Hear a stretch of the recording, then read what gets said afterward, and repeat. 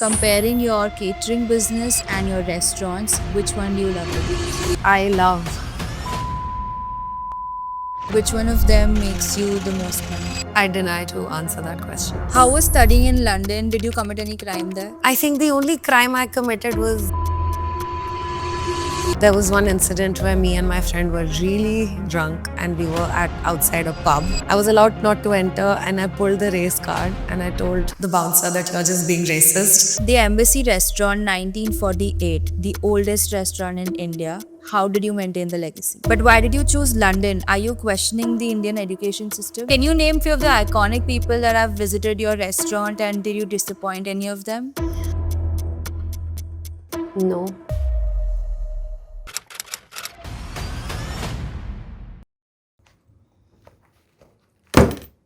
Before we begin, you need to understand something. Everything you say in this room can and will be recorded. Even if you're silent, that will be noted. So state your name, crime, profession for the record.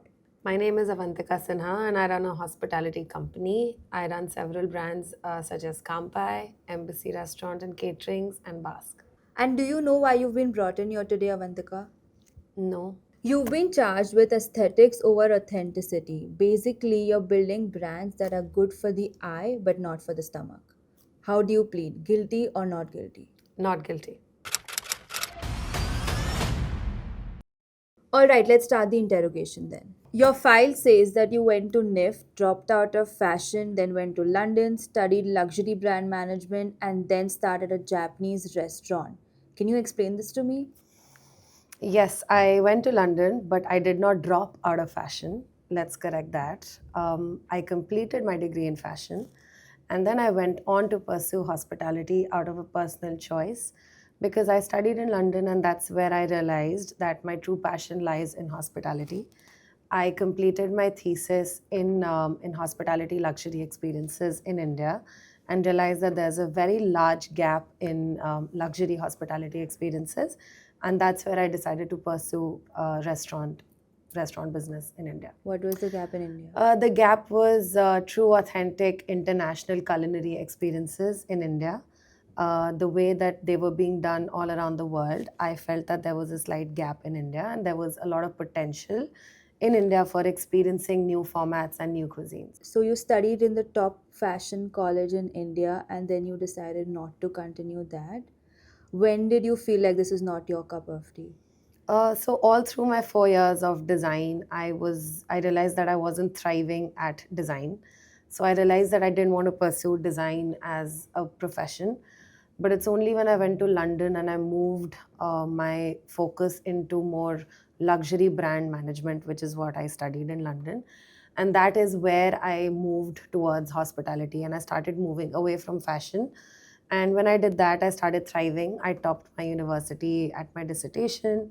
And that's when I realized that this is what I'm good at. And so I decided to pursue it. Yeah. So was fashion all a waste of time? Absolutely not. So my design degree has come into great use because even hospitality, running restaurants, it requires a lot of creativity. It requires a lot of design aesthetic. It requires a lot of creative thinking. And so my design degree helped me a lot with that. And I feel like I'm able to implement a lot of my design learnings into the way that I build my restaurants. I'm very good at creating brands. I'm very good at conceptualizing. I'm good at design. So I think a lot of what I learned back in college has come into use now. So definitely not a waste of time. But didn't anyone tell you this was a terrible idea? A lot of people did. I was very young when I decided to start this business. I was accused of a lot of things, such as being a spoiled Papa Ki Pari vibe, is what I was told, that you got too much money, don't waste it. I was told by a lot of people that you're going to sink the money that you're taking. And at that point is when I decided that no, I have to push through this. And I worked harder than most people did around me at that time. And I was very persistent, very hardworking, and I made sure that I cement a name for myself in the industry. How did you even respond to those callings that people gave you? I think at one point I just started drowning the voices away and just, I was like a horse and I just focused on what my end game was, and I was just so focused on getting my product right and getting that concept up and running, that I drowned out any other voice around me, and I only focused on all the people. And I was also lucky enough to get a lot of support from all my loved ones, so I focused on that rather than all the negativity. How was studying in London? Did you commit any crime there? I think my year in London was probably one of the best in my life. I got to be completely free. I got to live on my own for the first time. I got to live away from the sheltered life that I had lived so far. And I had a lot of fun. I made friends from all around the world. I got to experience a lot of things that I hadn't ever experienced before. I think the only crime I committed was partying way too much. And there was one incident where me and my friend were really drunk, and we were at outside a pub, a British pub. And obviously, I was so drunk I wasn't allowed to enter because I was slurring and I couldn't speak. I was allowed not to enter, and I pulled the race card and I told the bouncer that you're just being racist, not realizing that that was not the case at all. So that was probably the most embarrassing thing that I've ever done. But Okay. yeah. All right. But why did you choose London? Are you questioning the Indian education system? I think the Indian education system works very well for certain people, but it may not be for everybody. I felt that my college education in NIFT was not addressing what my talents were. None of my professors were able to pull the best out of me. I was questioning myself constantly without any kind of guidance from anybody. And it's only when I went to London and the curriculum and the education system was very different to what I was exposed to. While it may have worked for a lot of people, but for me, I'm a very uh, unique brain. I work very differently. I'm very rebellious. So when I went to London, I realized that not everything has to be by the book. My professors in London gave me the freedom of truly experiencing and of truly exploring what my strengths were, which is how I was able to really, for the first time in my life, actually excel. Why the education system in India didn't work for me is because I was always a very average student. And for the first time in my life, only at my master's is where I ended up topping my university, which went to show that that education system somehow worked better for me.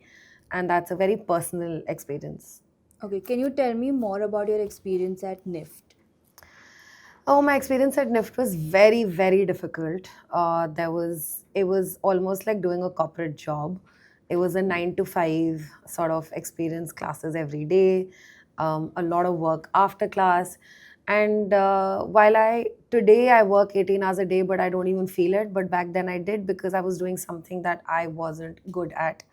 I was struggling to keep up. I was struggling to be good at what I was doing, but I just kept pushing through because I wanted to get my degree, and I did. I managed to complete, not very good grades, but I managed to get to the end point. And but yeah. Okay, but why do you think an average scorer can become an awesome entrepreneur?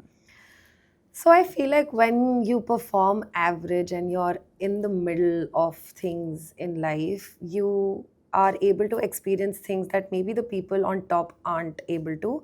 When you're in school and you're at the top, you're growing up with a certain understanding of the world, and you become so used to being on top that when you're thrown into reality, it comes to you as a shock, and then you're not able to process how to be mediocre.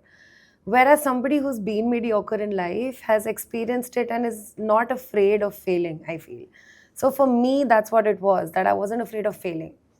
I'd already experienced what it was like to be very average at what you're doing. So when there was only going upwards. So I feel that that's what made me very gutsy. It made me very, it made me very risk taking. And I feel like that's why like I've realized today that just because you're topping in school doesn't guarantee success in life. And just because you're not performing very well in school or in traditional educational systems does not mean that you're not going to get success in life.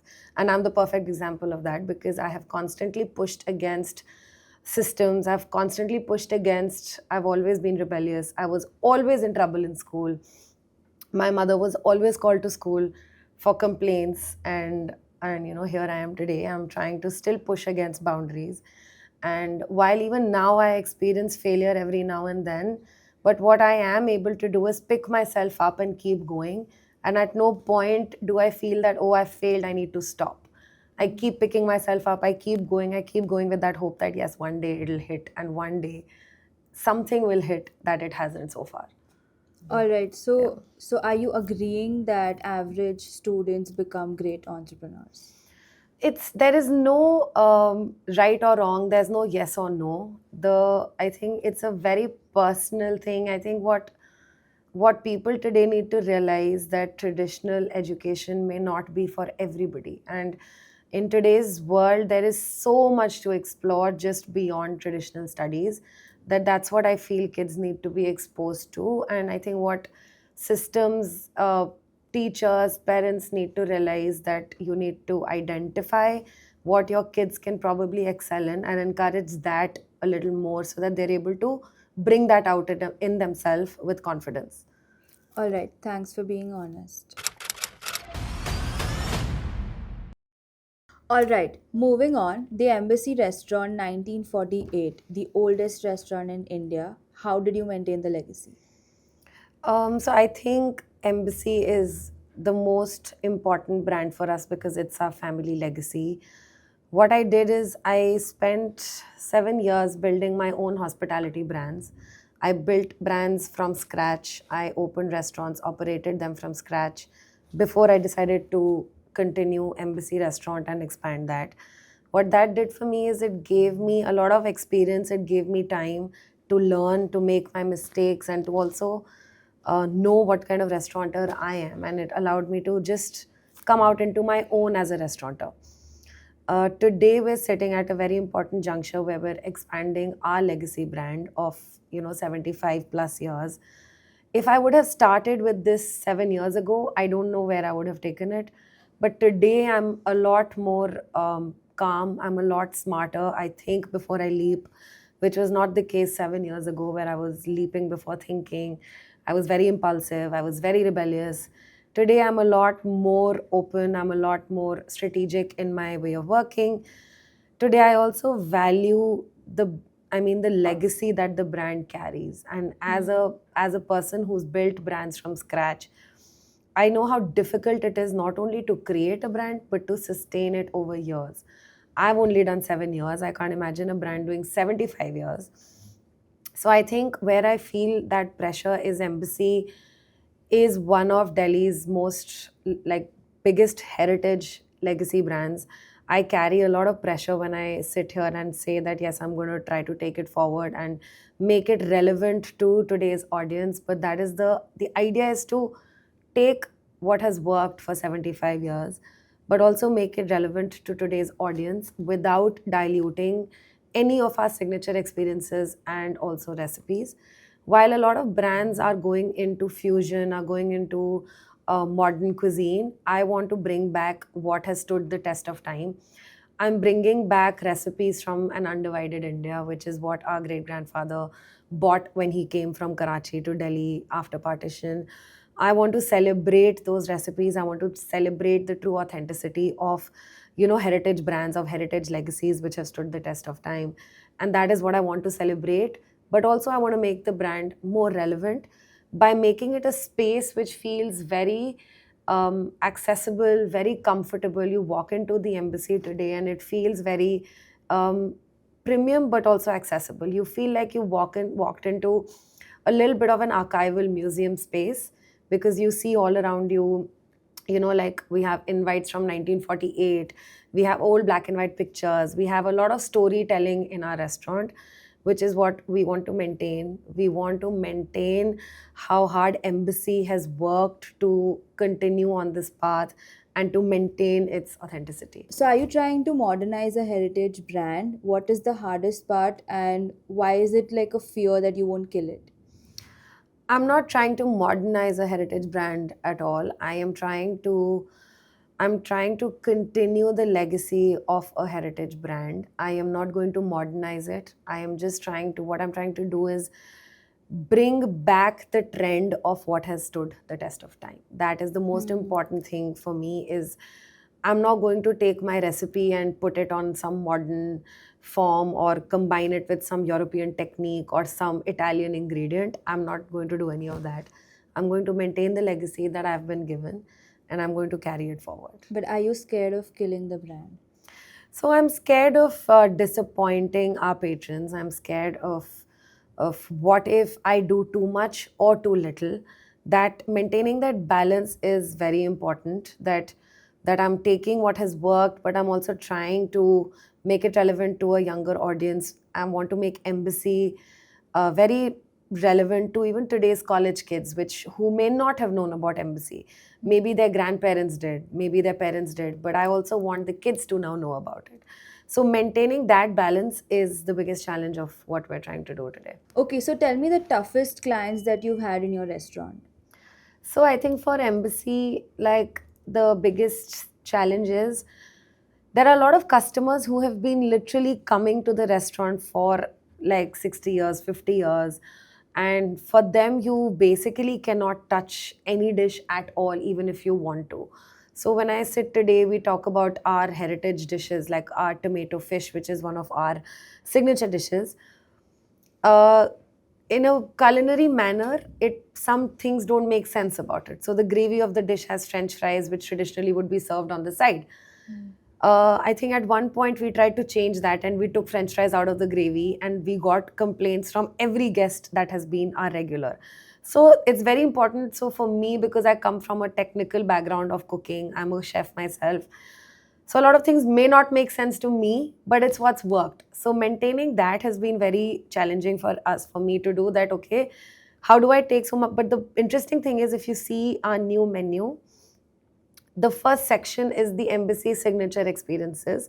That has 8 dishes, which have been constant from day one to today. I haven't changed it at all. It stays exactly the same. I am not modernizing its presentation. I'm not modernizing its sort of the way that we're serving it. It's exactly the way that you would have experienced it in 1950 in Connaught Place. And you'll experience the same thing today when I open my new outlets. It's going to be exactly the same. Can you name few of the iconic people that have visited your restaurant and did you disappoint any of them? So over the years, we've catered to some of the most famous people, like politicians, actors. We've had people from all across all industries who visited our restaurant. Back in the day, our great grandfather would tell stories of how like parliament conversations would happen around a cup of our signature Kona coffee and our giant samosas, and how politicians would sit around the table and do a debrief of parliamentary sessions. So anyway, starting from like Lord Mountbatten to, Sir Raj Kapoor, it was one of his favorite restaurants. We've had a lot of stories built around that. He used to visit all the time. It was one of his favorite restaurants. We've had a lot of, we've had Shri Rajendra Prasad ji used to come. So, we've had a lot of these politicians, actors who've been around, and who've, we've clearly not disappointed them because they kept coming back. And, Embassy still stood the test of time because it's still sitting in a location where brands around us have come and gone, but we have stayed. So your file says that you also have a catering business. Can you explain that to me and what kind of events have you hosted? So our catering, Embassy Catering started again decades ago. My husband and I took over the catering business 10 years ago. And we've completely turned it around. Our catering brand is a legacy brand in Delhi, known to everybody. We have catered from politicians, we've catered for royal families, we've catered for a lot of embassies get their caterings done from us. We do weddings, we're doing international events, we have done parties for like Miss Sheila Dikshit. We've recently done Mr. Shashi Tharoor's birthday.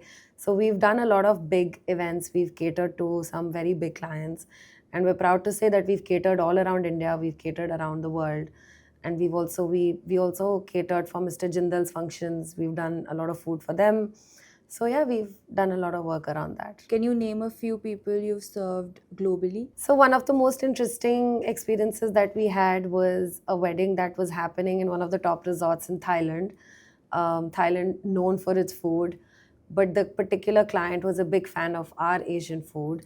So we were taken as the Asian food partners for that wedding. And they took special permissions and paid a huge amount to the hotel to allow the hotel to let an outside person come and do the food. So I was very proud to say that I did the Japanese, the Thai food at an Indian wedding in Thailand. That was a very interesting experience that we had. I've also been one of the people who brought Singaporean cuisine into India.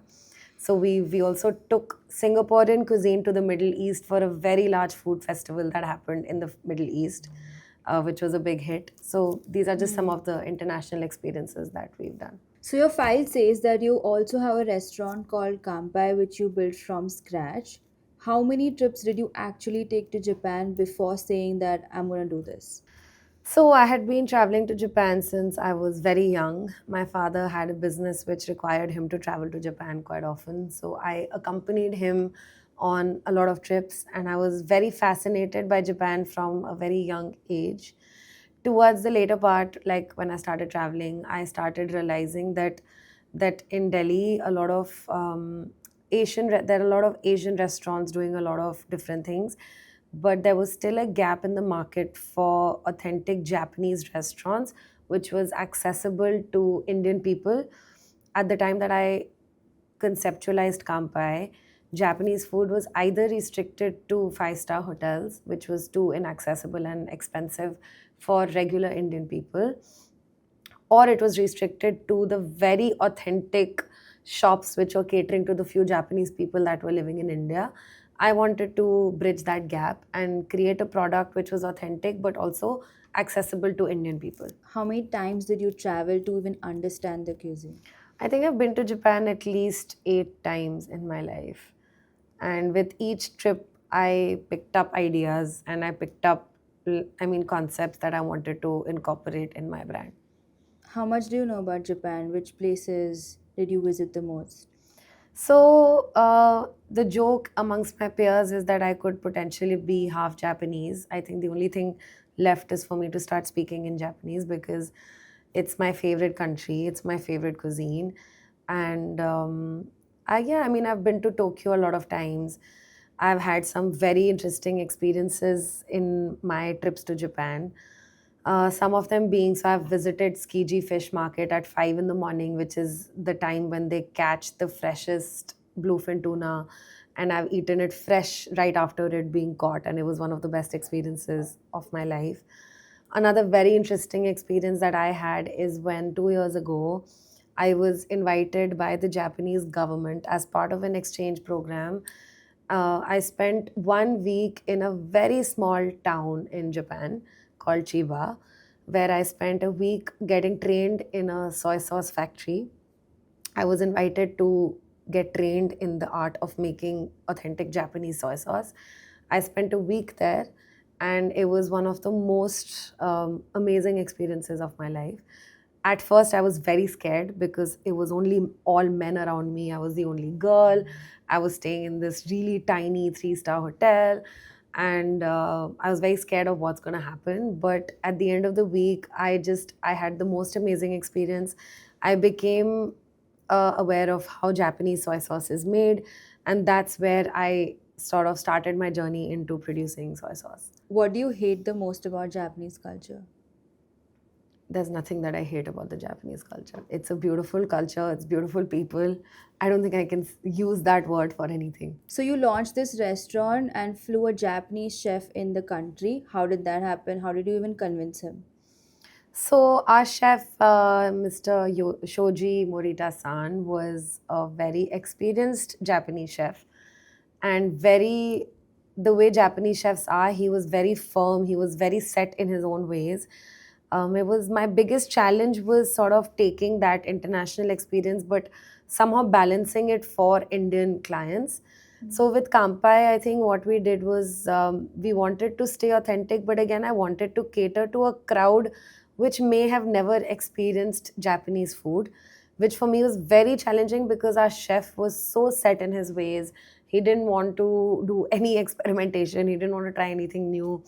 So I think I had to build a very personal one-on-one friendship with him in order to get him to come out of his shell and to make him do things a little differently. But we finally succeeded over months of trials, over months of conversations.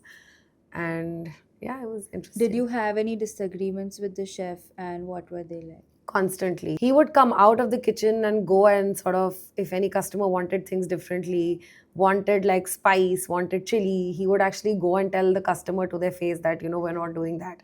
That for me was very embarrassing because at the end of the day, they are paying customers. So I think that for me was challenging and I had to restrain him from that. But I had to do it with a lot of love and with a lot of Hmm. patience. And yeah, we finally managed to create that balance. It's also said that 65% of your clients, people who come to your restaurant, are Japanese. Is Yeah. that true? Yes. So we are very proud to say that we cater to a very large Japanese clientele. Normally, Japanese people only go to restaurants run by Japanese owners, by Hmm. Japanese chefs. The good thing is that we managed to create very good relationships with all the Japanese ambassadors that have come over the years. All our restaurants have been inaugurated by Japanese ambassadors. The Japanese embassy has been supporting us from day one, and we have a very good relationship with them. We've done a lot of caterings at the Japanese embassy. A lot of their events happen at our restaurant. And yeah, we get on a daily basis, we get like a lot of Japanese guests, a lot of Japanese tables, and that's been really good for us. So, answer this very carefully. Comparing your catering business and your restaurants, which one do you love the most? It's a very difficult question because I love both parts of our business. I think what I love about the catering business is when I get events where I'm able to really curate unique culinary experiences. I I personally don't enjoy run of the mill events. I think my husband is very good at managing that. He takes care of all the caterings of the day to day. But where I like to step in is when there is some form of experimentation required, some form of culinary innovation required, some form of like creativity, which is when I step in and I give my inputs. Restaurants is my true passion. It's Hmm. what I absolutely love because with restaurants, I get to be constantly creative. I need to be able to tap into my creative side every now and then. Otherwise, I get bored very easily. I do not deal well with monotony at all. So I think that is where restaurants are very interesting to me. I constantly get to innovate with new menus, new concepts, new cuisines, new experiences, so that makes restaurants very interesting. But the kind of freedom that you can have in large caterings is something, the scale of things that are there in a catering business, I think restaurants are more restricted in that way. Hmm. In a very large catering, you get to experience, you get to execute a lot more within that one event, and you get to be very creative in how you do things. So I think it's a very difficult balance. Okay, but which one of them makes you the most money? I think one, like a good catering event can outdo a whole month of revenue from a restaurant. So, but catering can be very sporadic, it can be very seasonal, Hmm. whereas restaurants are a year long business. So, I mean, again, it balances out at the end. Okay, moving forward, Basque in Dehradun is also one of your restaurants. Can you tell us why Dehradun and what that restaurant is all about? So we've had a lot of history in Dehradun. So my father, my husband, my brother, everyone has studied in Doon School in Dehradun. So we've Hmm. all had a lot of history and a lot of connection with Dehradun as a city. Been traveling there since we were young. It's close to Delhi.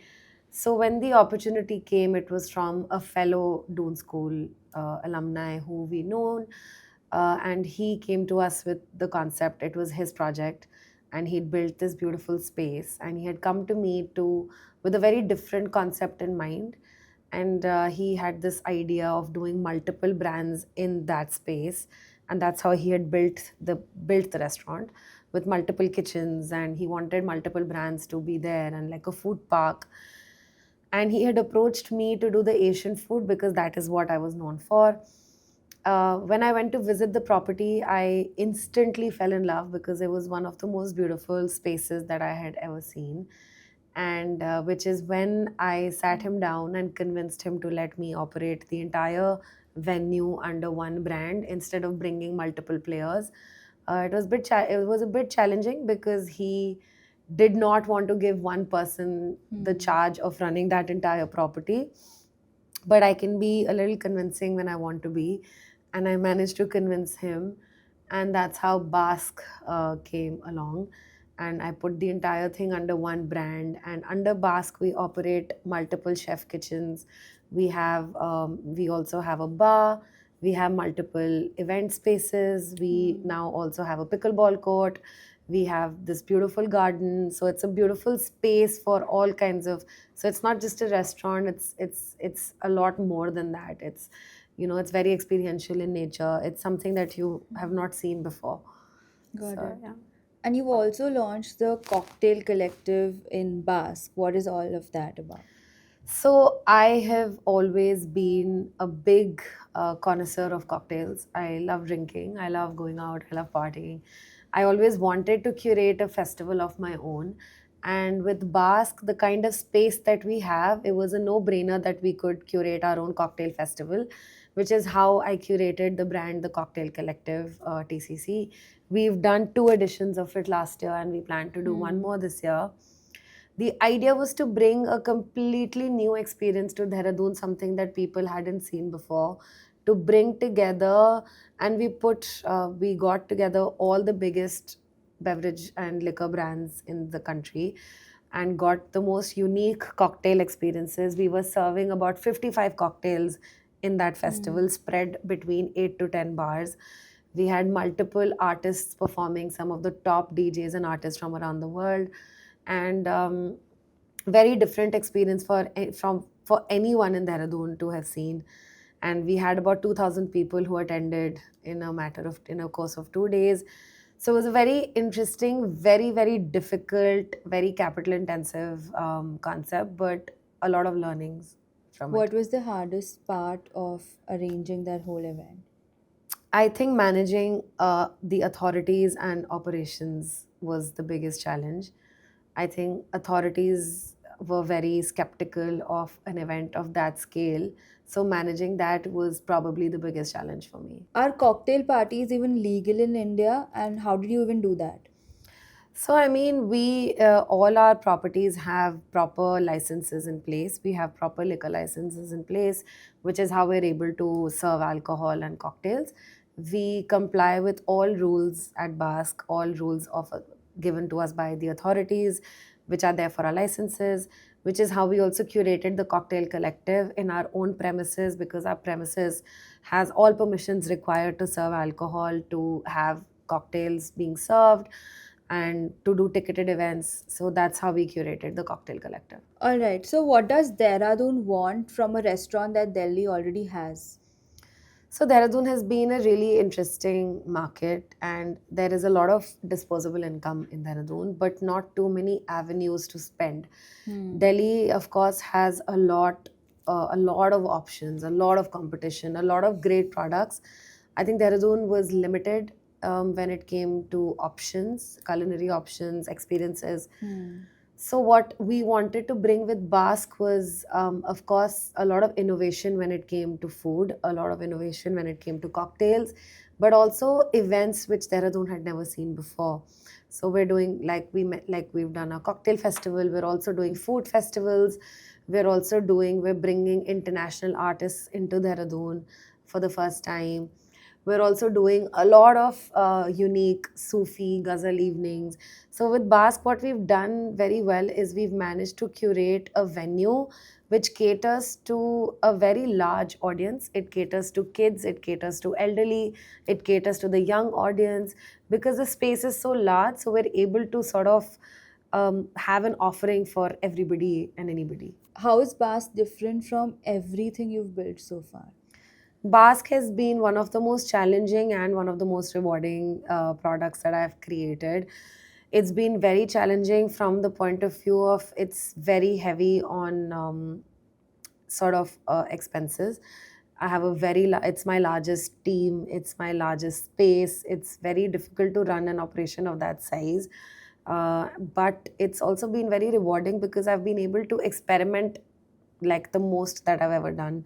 I've been able to be very creative. We've done the most unique.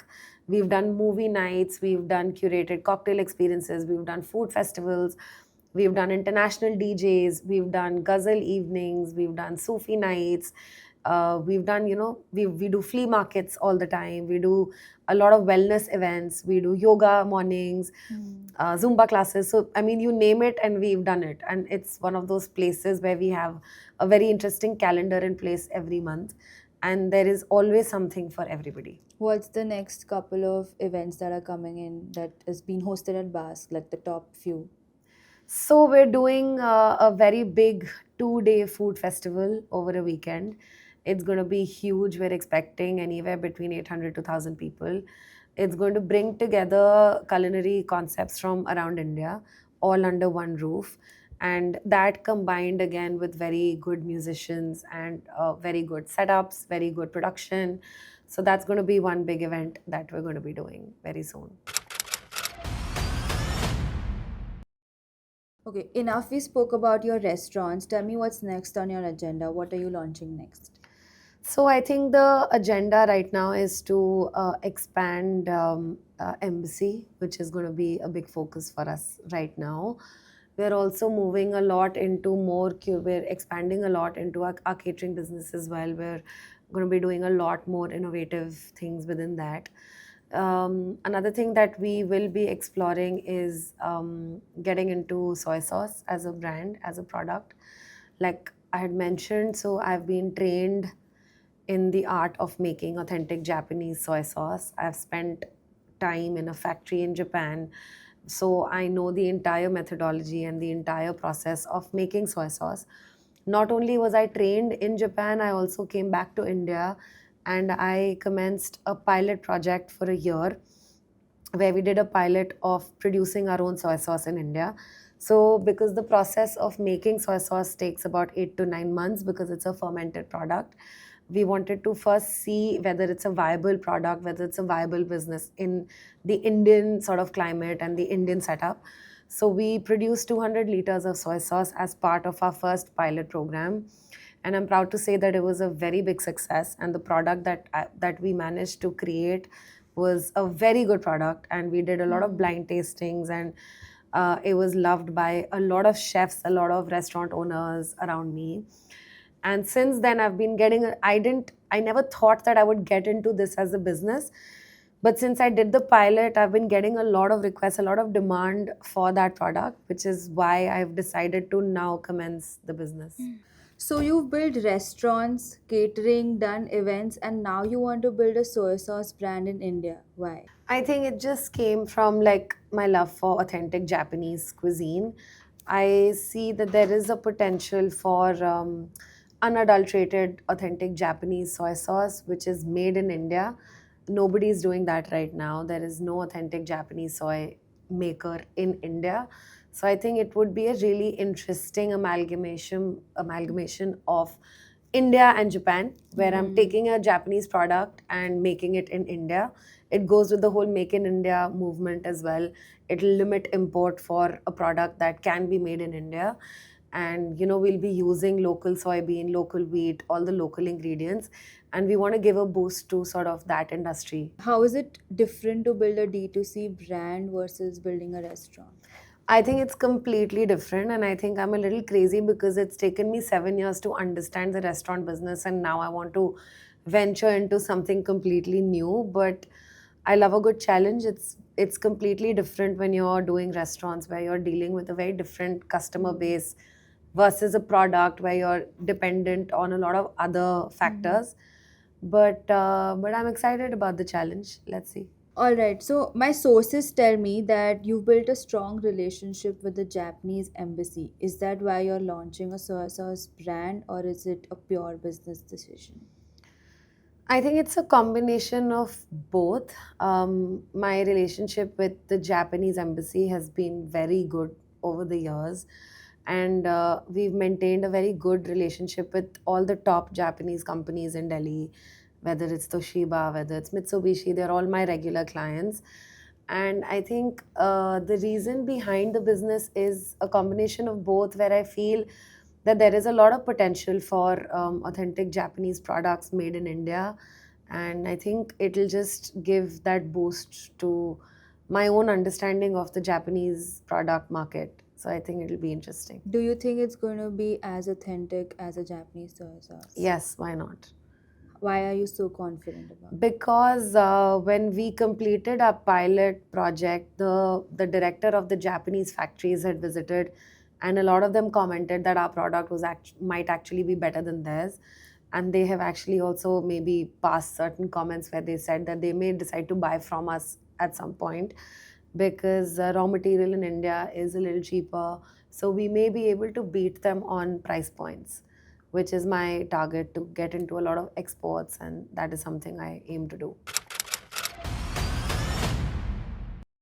So you won a Young Restaurateur Award in 2022 and you also run multi-cuisine restaurant brands.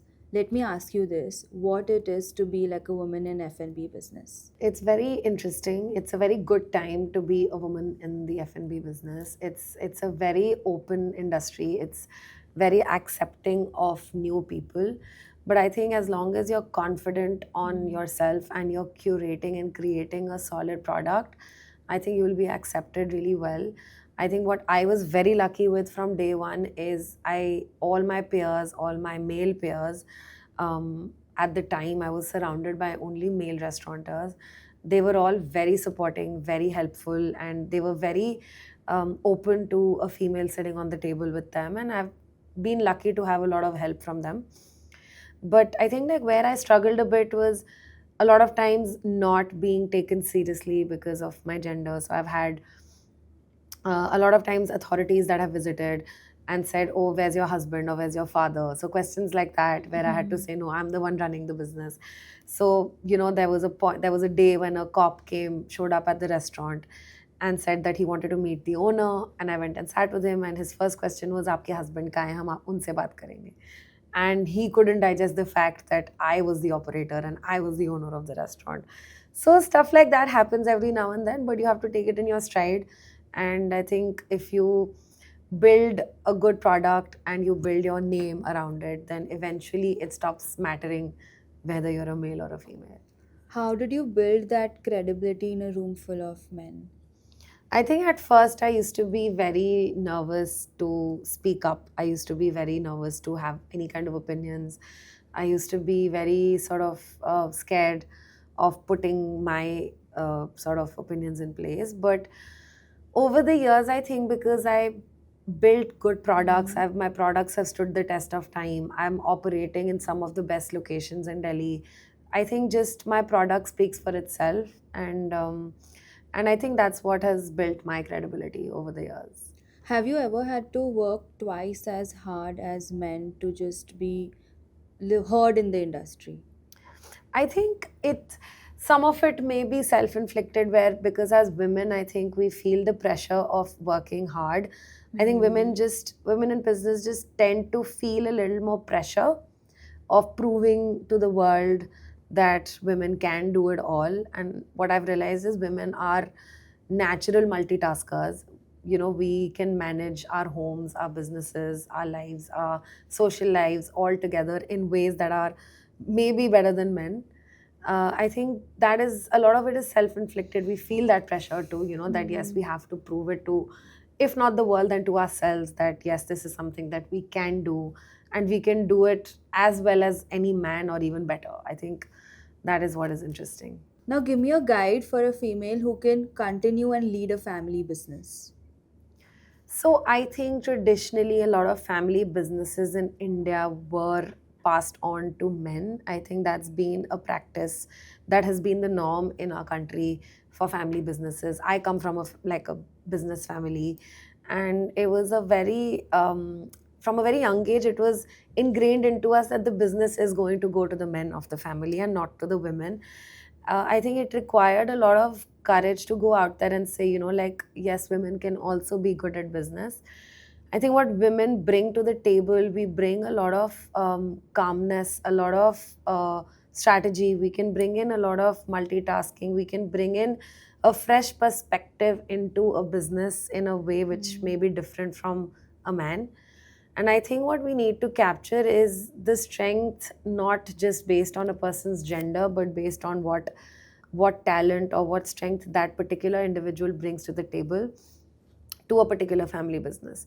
So I think that what women can bring in is a fresh perspective, is new set of eyes, a new way of seeing the world, a new way of sort of running any particular business that has been running in a certain way.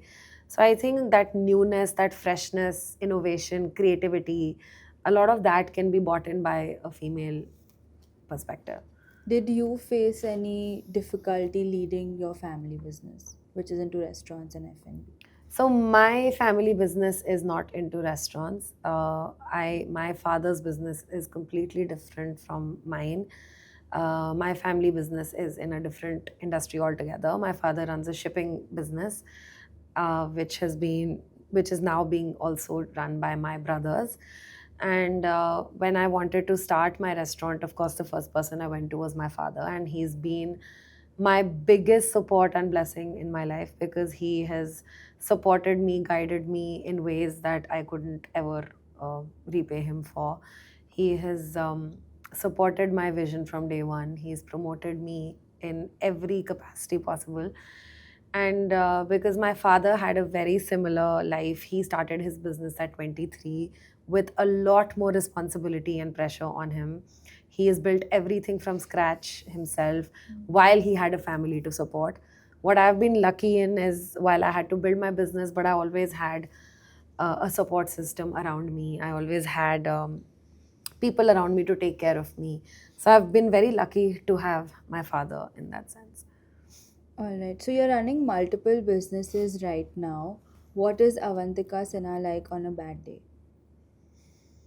Avantika Sinha on a bad day is extremely low on confidence, is extremely like in I go into modes where I just want to quit. I Hmm. question every decision that I have ever taken. I question every investment I've done. I've questioned every product I've created, and I go into a loop of overthinking. I'm an overthinker, and I put a lot of pressure on myself. And I think that can be very hard for the people around me, especially my husband, who goes through this quite often.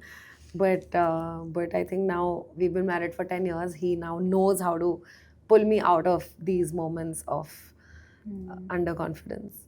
When did you last genuinely switch off from everything that you're doing? I don't remember. I don't think at any point. I think entrepreneurs can't ever completely switch off. I think that's the biggest. That yes, we have a lot of Hmm. freedom. I get the freedom to travel the world, and I value my private time a lot. I travel a lot. I have a very active social life, but I think I never really fully turn off. I think in some corner of my mind, work is Hmm. always So there there. must be something that you have sacrificed in order to get this career. I think, I mean, you make a lot of sacrifices. I've sacrificed family time. I mean, I've not had kids so far because I'm always busy with work. I've sacrificed a lot of that. I've sacrificed a lot of, I mean, my family is always complaining that they don't have enough time with me. So I think a lot of those things you end up sacrificing, but it's all worth it, I think, at the end. So there's one more thing my sources tell about you, that you're extremely relentless and you can't say no for an answer. Is that a warning or a compliment?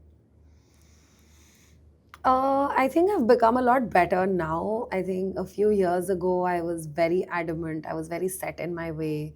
I was hyper independent. I wanted to do everything myself. I think life has its way of teaching you that that's not always the right way to be. Yes, I don't like taking no for an answer, and yes, I have my ways of getting what I want, but I think now I've become a lot more down to earth, a lot calmer, a lot more open to support, a lot more Hmm. open to new ideas, new people, I think, than I was a few years ago. If someone has to start a restaurant business today in India, what would it cost them? I think there are a lot of categories within restaurants which would decide the investment that is required. The one thing that people should take into account is a detailed list of all the things that are required. So you have your capex cost, which is the building of the actual restaurant, the design cost, and then there is, of course, you should always account for a minimum of 6 months of working capital. And that is, I think, one place where most restaurateurs fail, is that they don't account for 6 months of working capital, which is why a lot of restaurants end up shutting down within the first year, because they're not able to keep up with the sort of constant expense that is required to run a restaurant. Restaurants are one of the most capital intensive businesses to run. And if you don't have the pockets that are required to sustain you for a minimum of 6 months, then you will shut shop. So you need to have enough in your pocket, enough in your bank to be able to sustain for 6 months with the lowest possible revenue. And I think that is one of the most important things.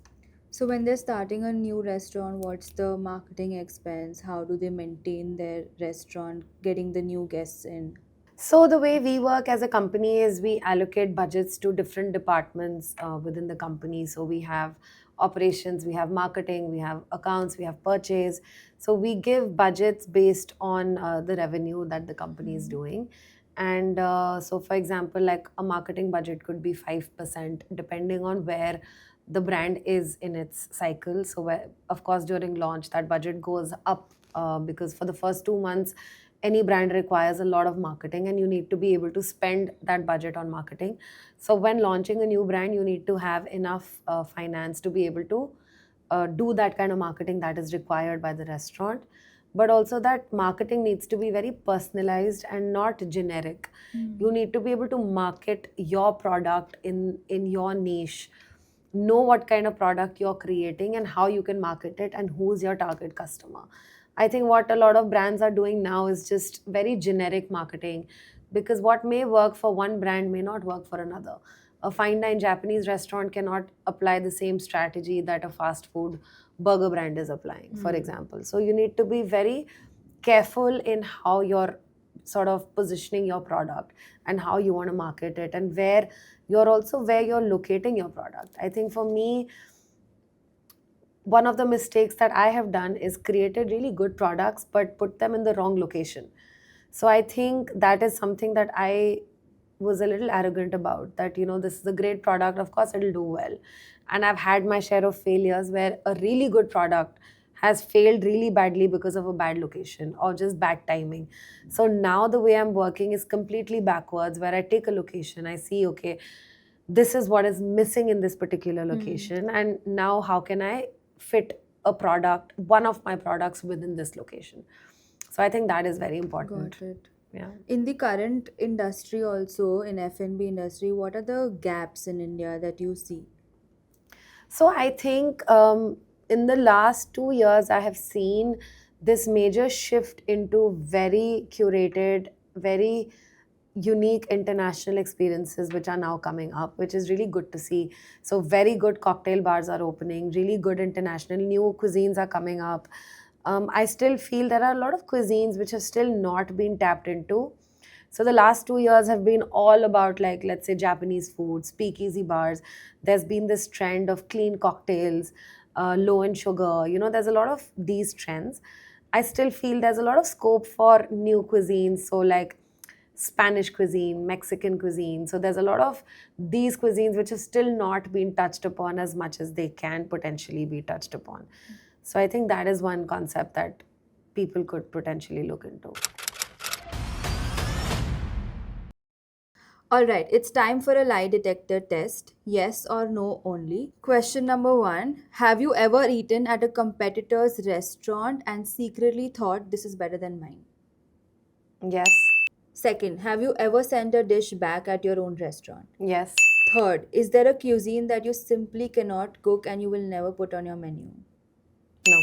Do you actually eat sushi for fun now or is it just work? I still love sushi and I'll always love sushi. Have you ever regretted opening any one of your restaurants? Yes. Which one? I deny to answer that question. Alright, the last one. Is there a food critique whose review genuinely hurt you? Yes. Who is that person? I deny the answer to that question. I'm willing to let you off today with a warning, but only if you accept this plea deal. 30 seconds, no buzzwords, no menu plugins, just answer this one question. If you could give one advice to a young woman who wants to start into the F&B industry but is too scared to, what would that one thing be? I think this is one of the best times in history for a woman to get into the F&B business. The industry is as open as it can be. There are new concepts coming up all the time. It's a great time to experiment. It's a great time to figure out your niche. There's a huge support system waiting for you. There's a lot of us here in the industry already. A lot of women who are doing some great work in hospitality. So I think this is the best time for anyone who's scared. I think don't be scared. Take the plunge, but figure out your niche, figure out what is it that you want to do. Be very sure of your strategy, of your vision, be very sure of what you want to do, and then, I mean, go for it.